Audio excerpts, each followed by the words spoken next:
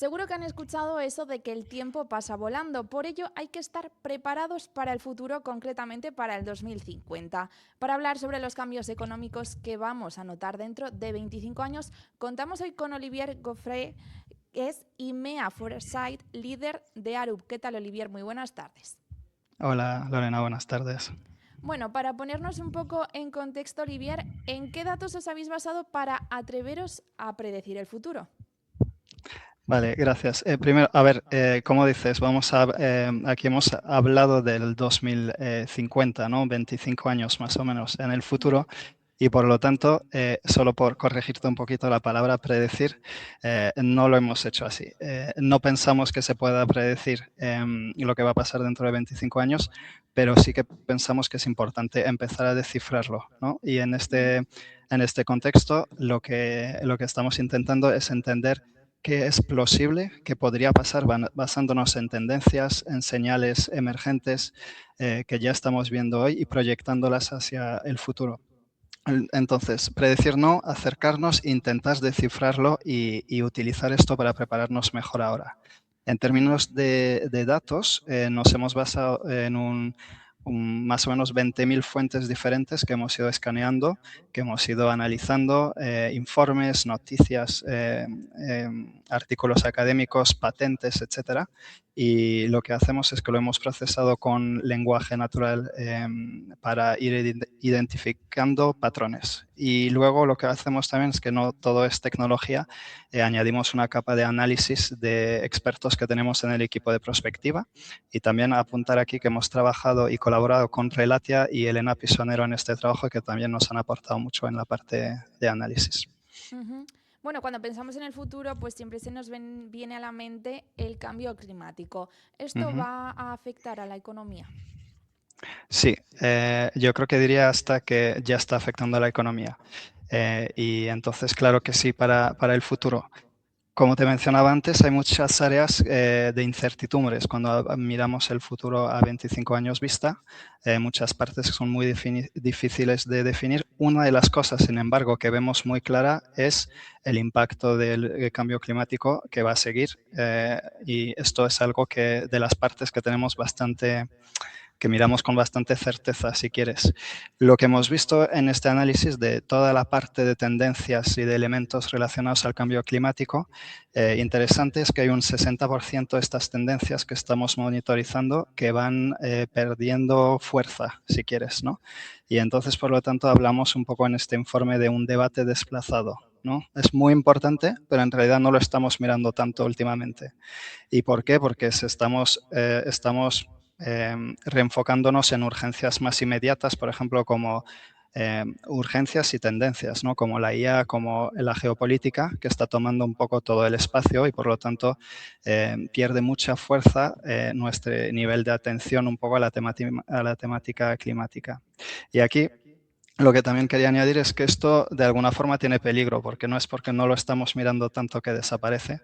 Y de hecho, cuando miras, por ejemplo, referencia al informe reciente del Foro Económico Mundial, riesgos a 2 años versus a 10 años, vemos que en los dos próximos años no se contemplan tantos riesgos climáticos, pero que a 10 años vista ya toman más de la mitad de los riesgos. Por lo tanto, creo que hay algo de peligro de no enfocarnos tanto sobre esto Ujú. porque no se está yendo a ninguna parte y nos va a volver a impactar de manera muy fuerte. Y para no solo hablar del futuro, pero un poco del pasado también, aquí unos datos muy interesantes sobre el impacto. Si miramos desde 1980 hasta hoy en día, un cuarto de las pérdidas por cambio climático y eventos extremos ha ocurrido del 2021 al 2024. Un cuarto de las pérdidas desde los años 80 en los últimos 3-4 años. Otra cosa importante a nivel de impacto para la economía, muy baja tasa de cobertura para riesgos relacionados a riesgos naturales y esto también nos va a afectar si no cambia en este sentido. Claro, Olivier, el turismo es un sector clave para España, aporta Ujú. mucho al PIB. El cambio climático realmente le afecta directamente, ¿no? Sí, directamente, totalmente. Y diría que que el impacto y el nivel de impacto que tendrá obviamente tiene que ver con factores externos como el cambio climático, pero también tendrá que ver con la capacidad del sector a adaptarse y potencialmente a transformarse, ¿no? Otro foco que quería añadir para el sector del turismo aquí que hemos ido explorando no es un análisis del sector del turismo en particular, pero el cambio climático es de las grandes tendencias y grupos de cambios que van a afectar la economía. Cuando hemos mirado otros elementos también, como la geopolítica, por ejemplo, y hemos hecho un trabajo de poner el foco en varios elementos que nos parecen que tienen potencial disruptivo muy alto para la economía y para el futuro en general. Y aquí yo creo que algunos tienen que ver también con el sector del turismo, por ejemplo. Estamos hablando de en intersección con tecnología, por ejemplo, de mano de obra abundante en 2050. Y creo que esto también es muy importante pensar desde un punto de vista del sector del turismo. Estamos viendo y vamos a ver en los próximos años un doble salto, ¿no?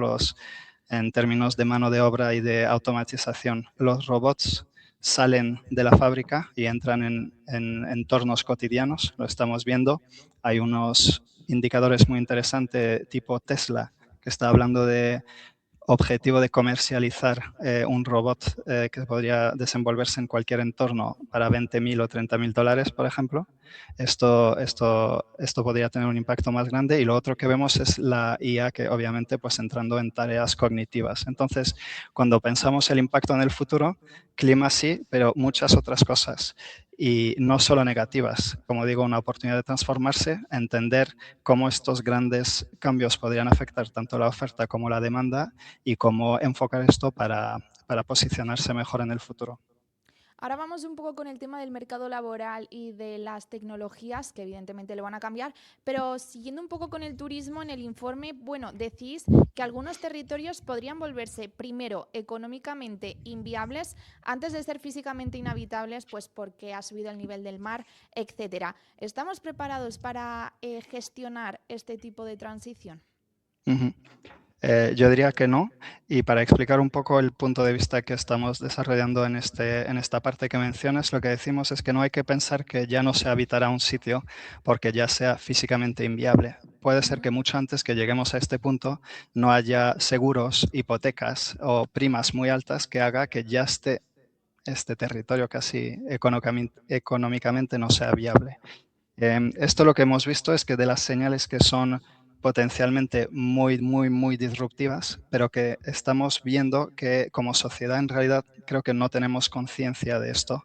Y esto para mí dice que no estamos preparados. Además, yo creo que es algo que, viendo lo que está pasando y lo que se proyecta a nivel climático, puede irrumpir muy rápidamente en la vida de muchos y que por lo tanto habría que prepararse mucho mejor ya desde hoy para esto.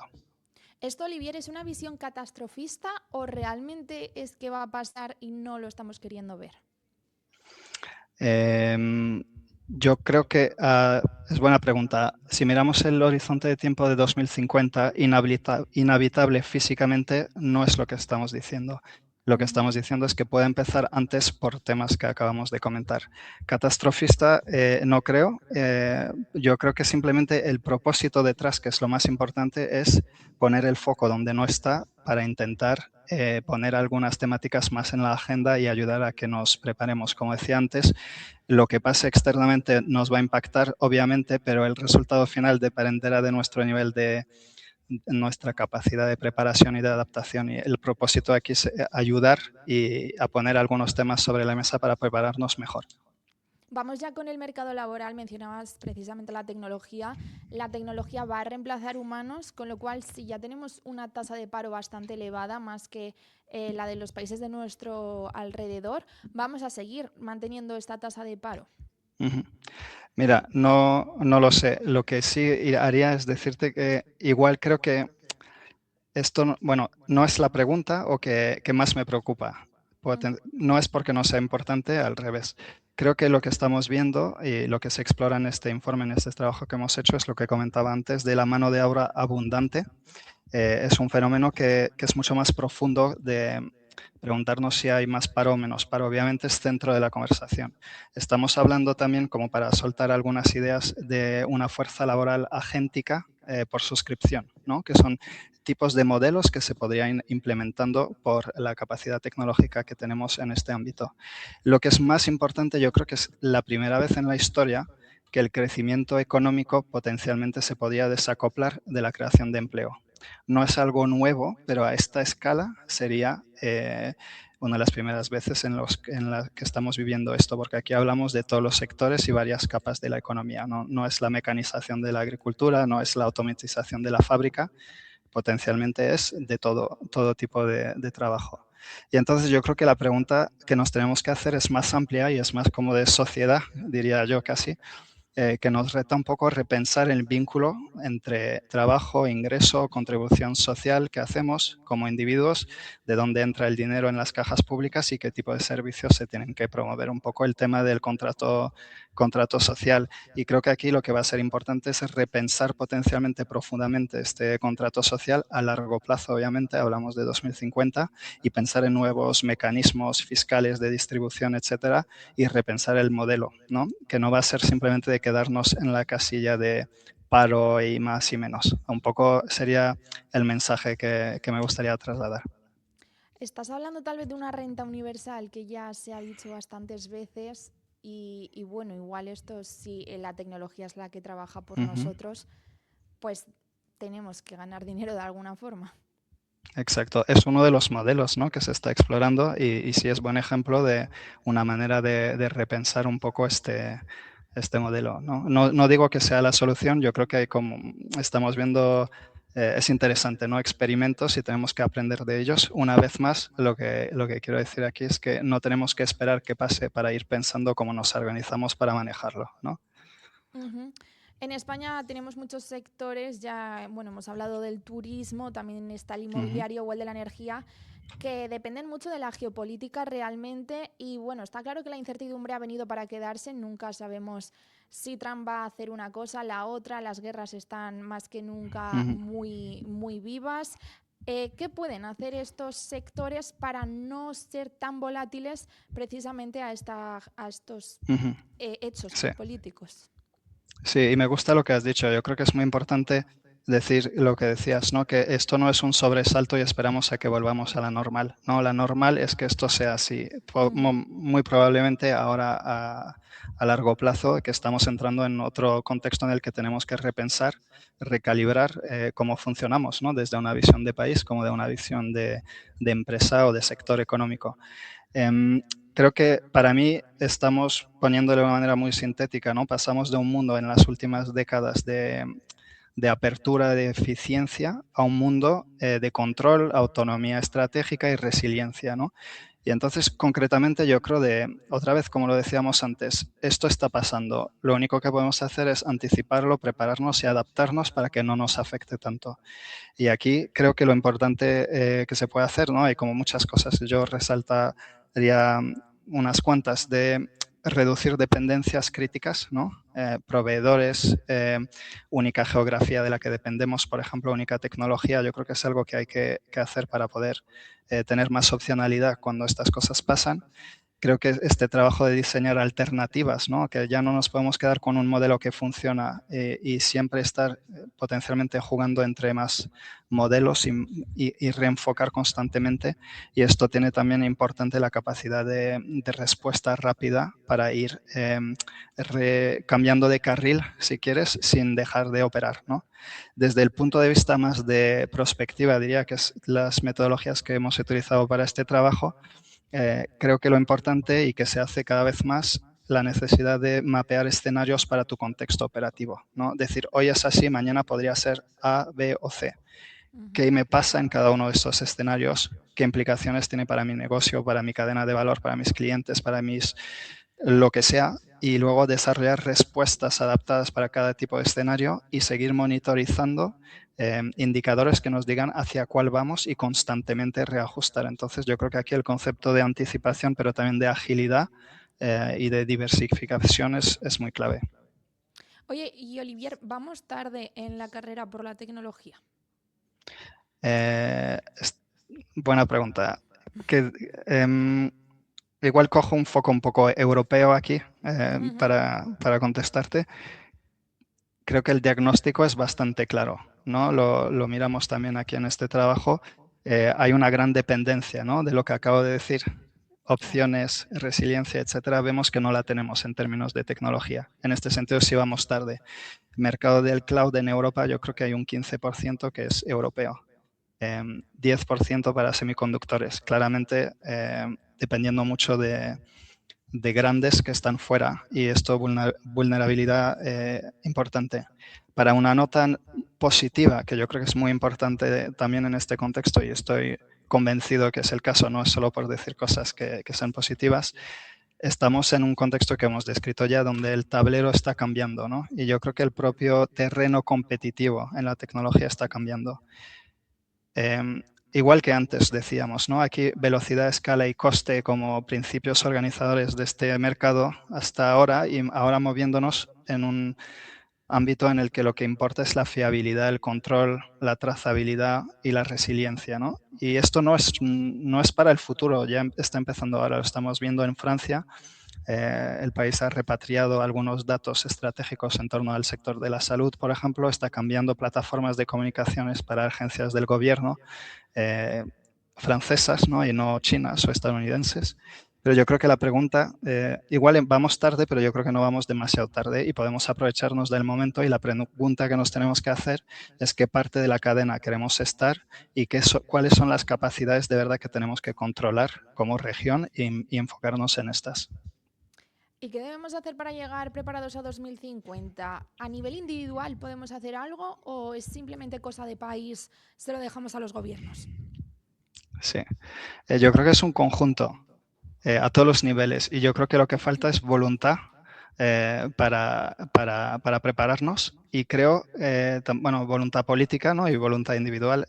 Creo que tiene que haber un proyecto común al nivel país, por ejemplo, no solo en España, pero también igual al nivel regional, de pensar en dónde queramos estar en 2050 y cómo mejor nos aprovechamos de las tendencias y de los cambios que van a pasar y cómo mejor nos protegemos de las que igual nos dan más miedo, ¿no? Este enfoque yo creo que no debe ser solo defensivo y de manejar riesgos. Creo que en cada cambio y cambio de paradigma hay oportunidades nuevas y el aspecto más ofensivo de oportunidades es muy importante. Para ser un poco más específico, por ejemplo, pensando en el informe, en esta parte más de ofensiva, igual un poco más creativa, si pensamos en España, un ejemplo sería ¿qué pasa si España logra posicionarse como la primera potencia mundial de la longevidad, ¿no? Por ejemplo, aquí pensando tenemos un problema, ¿no? El envejecimiento. ¿Qué pasa si lo convertimos en una ventaja, una categoría exportable, por ejemplo? Vivir mucho y vivir bien, ¿no? Y podríamos, aquí si miramos también tendencias, pues estamos envejeciendo antes que nuestros vecinos y que muchas partes del mundo, pero nos siguen todos atrás. Igual esta ventaja en tiempo la podemos utilizar. Llegamos antes. ¿Qué pasa si nos preparamos antes para desarrollar un tipo de industria? En este sentido, le damos la vuelta a un problema, lo volvemos oportunidad y empezamos a desarrollar una industria del buen morir o de, no sé, del cuidado relacional aumentado, etcétera, ¿no? Yo creo que esto es el tipo de enfoque que veo que habría que tener, proyectarse, intentar entender, poner una visión que nos parezca atractiva como país o como región o como empresa o como individuo y luego hacer este trabajo de preparación de manera un poco ambiciosa también y de pensar que no solo nos vamos a construir evitando riesgos, ¿no? A futuro. Ujú. Bueno, ya para terminar, precisamente mencionabas la longevidad como una de las ventajas que puede tener España de aquí a 25 años. ¿Qué otras oportunidades crees que vamos a tener como país? Buena pregunta. Esta yo creo que es de las principales que se me ocurría. Eh, Igual otra que no es muy nueva, pero yo creo que en el sector energético sí que hay mucho potencial para Ujú. posicionarse, seguir posicionándose como un hub y hasta desarrollar esto más. Sí, yo creo que estas dos, diría yo. Pues vamos a quedarnos con esto. Olivier Goffrey e Imea Forsyth, líder de ARU, muchas gracias por atender la llamada de Capital Radio. Muchas gracias por la invitación. Un placer.